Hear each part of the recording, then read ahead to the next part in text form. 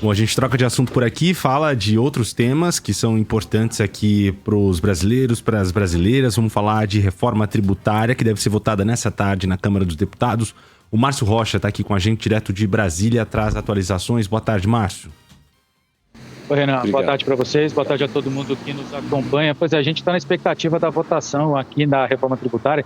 Deve acontecer ainda nesta terça-feira. Era o primeiro item da pauta de votações, mas agora há pouco chegou um requerimento de urgência que deve ser votado primeiro, antes do início da votação da reforma tributária aqui no plenário da Câmara dos Deputados. A gente lembra que ontem o presidente da Câmara, Arthur Lira, ele decidiu suspender a votação justamente para ter mais presença de parlamentares para discutir essa proposta. E o relator do projeto, que é o deputado Reginaldo Lopes, rejeitou algumas das mudanças feitas aqui pelo Senado no relatório da Câmara, que vai ser votado daqui a pouquinho. Uma delas é o texto que trata da inclusão da retirada de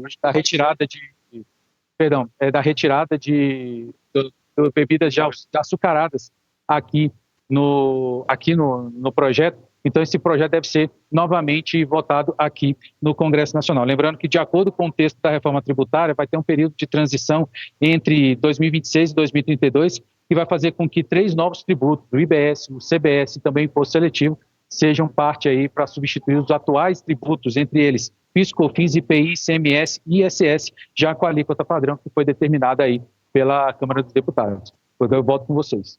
Tá certo, obrigada pelas suas informações.